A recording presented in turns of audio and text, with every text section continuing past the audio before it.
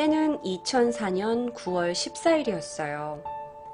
그날 아침 엄마가 딸을 위해서 밥을 준비하고 있었거든요. 딸은 국립대 미술교육과 4학년에 재학 중이었어요. 졸업하고 뭘 할까 하다가 교사가 되려고 임용고시를 열심히 준비하고 있었죠.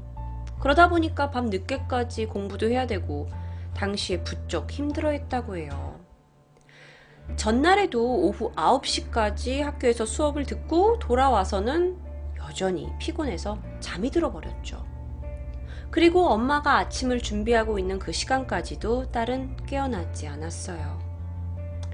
엄마는 고생하는 딸을 위해서 예쁜 도시락도 만들어 놓고 또 딸이 오늘 학교 가는데 차비로 쓸 13,000원을 식탁 위에 올려놓게 됩니다.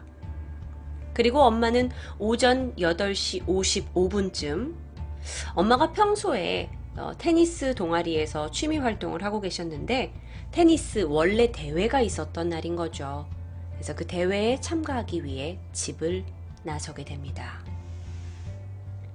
그리고 12시간 뒤 엄마는 밖에서 테니스 활동을 열심히 하고 오후 8시 20분쯤 모임을 마치고 집에 돌아오게 돼요.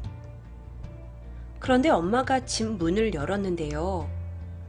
딸의 가방과 또 아침에 싸준 도시락, 그리고 딸이 평소에 아끼던 카메라가 현관 앞에 아무렇게나 내팽개쳐져 있는 거예요. 그리고 바로 뭔가 불길한 느낌을 받았죠. 현관에 핏자국을 발견했습니다. 현관에서부터 시작된 이 핏자국이 쭉 딸의 방까지 이어졌어요. 그런데 이 핏자국 사이에는 딸의 귀걸이도 보였고요. 엄마가 너무나 떨리는 마음으로 핏자국이 연결된 딸의 방을 열었어요.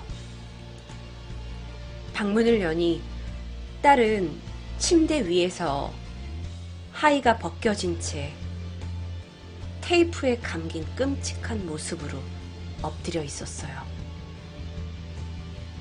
특히나 테이프는 딸아이의 얼굴에 칭칭 감겨져 있었는데요.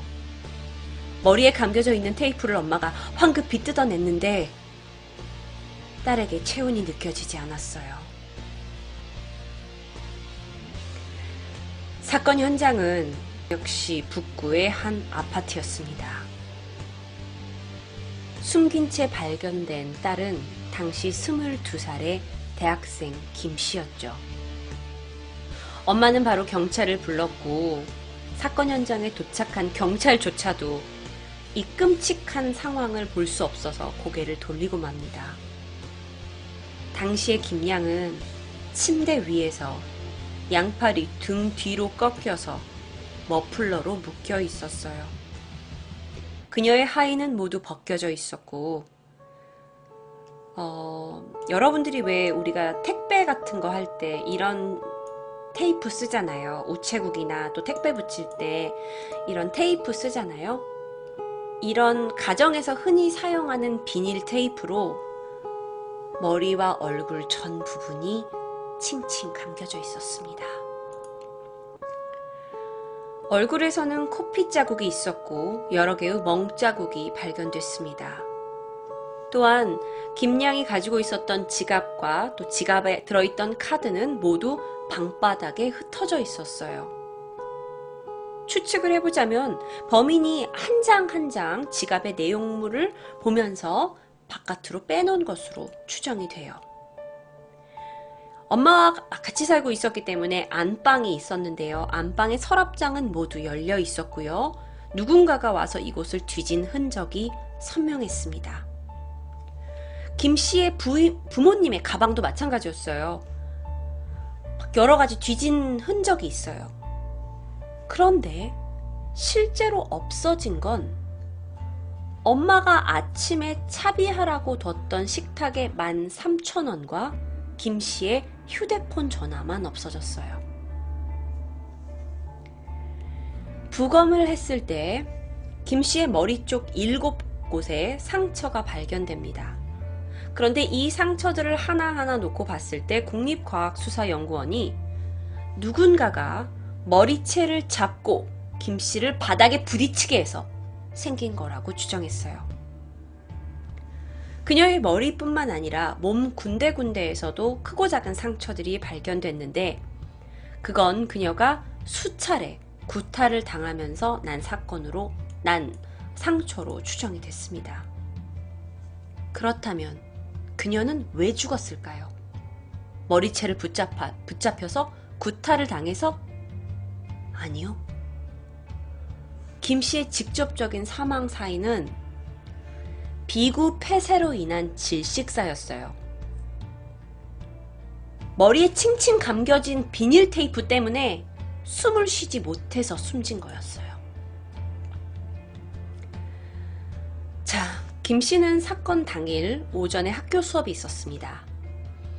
그렇지만 발견 당시에 그녀는 하의가 벗겨져 있긴 했지만 양말을 신고 있었어요. 즉, 외출을 하려고 했던 참이었던 거죠. 엄마가 싸줬던 도시락이 원래 식탁에 있었는데 현관 쪽에서 발견됐어요. 그리고 책을 다 넣었던 가방도 그곳에 같이 있었고요. 그러니까 이걸 토대로 이 김 씨는 분명히 자기 집에서 이미 바깥으로 나가려고 현관까지 왔던 거라고 추정이 돼요. 그런데 누군가가 현관문 밖에서 그녀를 기다리고 있다가 김 씨가 학교에 가기 위해서 문을 연 후에 공격한 것으로 추정을 하게 되죠. 그리고 나서 어쩌면 김 씨를 알고 있을 수도 있는 누군가가 김 씨가 문을 열어주니까 집으로 바로 들어온 거예요. 김 씨의 집은 아파트 15층짜리 건물의 13층이었어요. 그러니까 사실 대낮에 범인이 창문을 통해서 들어왔다는 건 좀 힘든 구조예요. 그리고 또 아주 중요한 증언이 있었어요. 이 김 씨네 집 아래층에 사는 주부가 내가 십자수를 하고 조용히 집에 있었는데 오전 10시부터 11시 반까지 위층에서 막 쿵쿵쿵 대는 소리를 들었다고 증언한 거예요. 그런데 그게 다가 아니었어요. 위층 주민도 꽃집을 하던 사람이었는데요. 꽃집을 이제 문을 열기 위해서 한 오전 11시쯤에 출근을 하려고 승강기를 기다리면서 아래층을 봤는데 스포츠형 머리를 한 남자 2명이 가는 것을 봤다고 말한 거예요. 부검을 했을 때 김 씨의 사망 추정 시간은 오전 9시에서 오전 10시 사이로 추정이 됐어요. 그런데 현장에서 핸드폰이 사라졌죠. 그 핸드폰 추적하면 될 거 아니에요. 그 핸드폰은 같은 날 오후 12시 49분 광주 서구 월산동의 한 대학 한방병원 인근에서 마지막으로 신호가 잡히게 돼요. 발견은 안 된 것 같아요. 자, 그러면 김 씨의 어머니는 테니스 모임에 갔었어요. 김 씨의 아버지는요?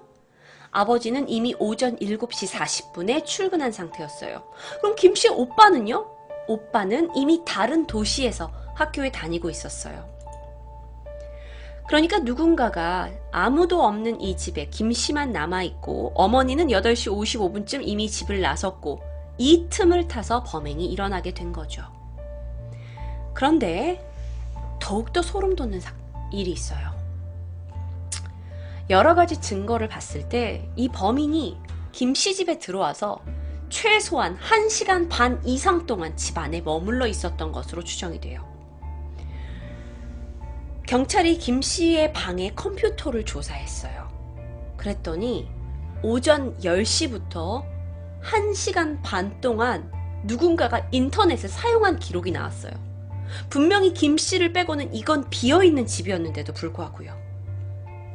그러면 사망 추정 시간이 9시부터 10시예요. 그러면 이미 김 씨는 죽어 있었어요. 그런데 범인은 그 집에 남아서 계속 인터넷을 하고 있었던 걸까요? 너무 소름 돋죠. 태연하게 김 씨를 침대에다 두고 나서 컴퓨터까지 사용한 거죠.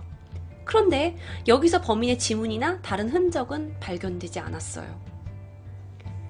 더욱더 답답한 건 현관문을 포함해서 집안 집안을 다 뒤졌잖아요. 근데 이 집안 어떤 곳에서도 지문과 신발 자국이 나오지 않았어요.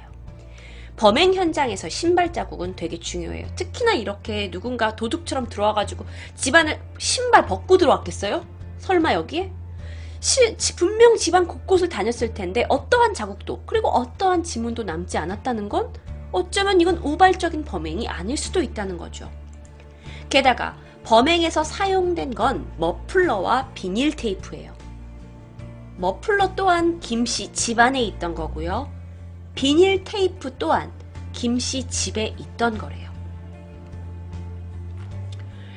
자, 그러면 아파트에 CCTV 없었대요? 없었대요. 당시에는요. 이 사건 이후에 CCTV가 설치됐다고 하죠. 자, 그렇다면 우리가 또 한 가지를 생각해 볼 수 있어요. 김 씨는 발견 당시에 하의가 벗겨져 있었어요. 정말 우리가 이걸 상상하고 싶지 않지만 범인이 어떤 짓을 했을 거라고 우리가 생각이 되게 되죠. 김 씨 체내에서 남자의 유전자가 발견됐어요. 그런데 이게 유전자 분석을 할 수 없을 정도의 양인 거예요. 그리고 이것만 가지고 단순하게 성폭행을 당했다 아니다라고 여부를 단정 지을 수가 없었어요. 그래서 실제로 몸을 부검을 했지만 범인이 김 씨를 성폭행했다 여부는 명확하지 않아요. 자, 너무나 답답한 사건이죠. 경찰은 이 사건 이후에 전담반을 편성해서 정말 대대적인 수사를 벌입니다. 김씨 친구들을 찾아갔어요. 평소에 김씨가 어땠는지, 김씨 혹시 주변에 원한을 살 만한 사람은 없었는지. 김씨 친구들의 말에 의하면 워낙 졸업 준비로 되게 바빴고 또 힘들어했고 근데 새로 사귄 남자친구가 있다고 했어요. 그 새로 사귄 남자친구 얘기도 우리한테 하고 뭐 별 문제 없었는데 평소에 원한 살 일을 할 그런 애는 아니에요. 그럼 우리가 여기서 생각할 수 있죠. 누군가가 김 씨의 집에 띵동을 했는데 쉽게 문을 열어줬다? 혹시 남자친구? 김 씨는 이 사건 이틀 전에 남자친구의 면회를 다녀왔어요. 남자친구일 리가 없죠. 군대에 있었을 테니까요. 물론 그래도 경찰은 현 남자친구 그리고 전 남자친구를 포함해서 그러니까 이 남자친구들의 DNA 11명, 그러니까 이 김씨 주변에 있던 11명의 용의자로 지목될 수 있는 사람의 DNA를 다 채취했어요. 그래서 김씨 체내에서 발견된 그 유전자와 비교를 하려고 했죠. 그런데 DNA 판독이 실패로 돌아갔어요. 그래서 아무런 소득을 거두지 못했어요. 전 남자친구는 알리바이가 있었어요. 그러니까 현 남자친구는 군대에 있는 거고 전 남자친구는 이제 조사한 바에 의하면 뭐 그 당시에 대학 동아리방에 있었다라는 알리바이가 있었는데 그것도 뭐 사실로 확인이 됐고요. 자, 그렇다면 이건 무언가 강도에 의한 우발적인 살인일 수 있어요. 또는 변태 성욕자나 정신장애자의 범죄일 수도 있어요. 그래서 500명이 넘는 여러 가지 통화 내역도 뒤지고 또 그 지역에 있는 성범죄 전과자 다 수사했어요. 게다가 범행 수법이 좀 특이해요. 여러분, 누군가를 죽이려고 한다면 보통 많은 사람들은 칼을 들거나 둔기를 들게 되죠. 그런데 직접적인 사망 사인이 질식사예요. 테이프로 인한.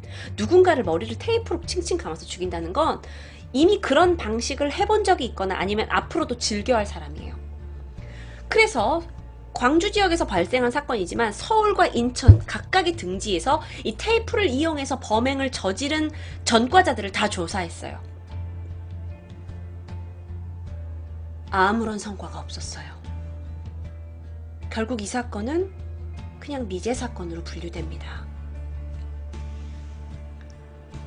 답답해. 경찰은요, 지금도 이 유사 수법의 범죄가 발생하게 되면 혹시 이 광주에서 있었던 사건과 연관성이 있지 않은지 아직도 캐고 있다고 해요. 사건은 광주경찰청 미제사건 전담팀으로 넘겨오게 됩니다. 그 전담팀은 지금도 계속 수사를 진행하고 있어요. 그들은 이걸 캐비넷 속 안에서 서류로만 방치하지 않을 거라고 얘기했다고 합니다.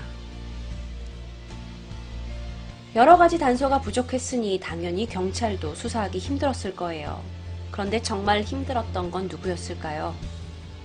그렇게 처참한 모습으로 죽어있는 자신의 사랑하는 딸을 발견한 김 씨의 어머니겠죠. 당시에 발견한 그 상황을 뇌리에서 잊을 수 없겠죠. 그러면서 어머님이 하시는 말씀이 사건이 발생한 2004년 9월 14일 나도 딸아이와 함께 죽은 것이나 마찬가지다 라고 말씀하셨다고 합니다. 빨리 사건이 해결돼서 김씨 어머니가 좀 마음이 편안해졌으면 좋겠네요.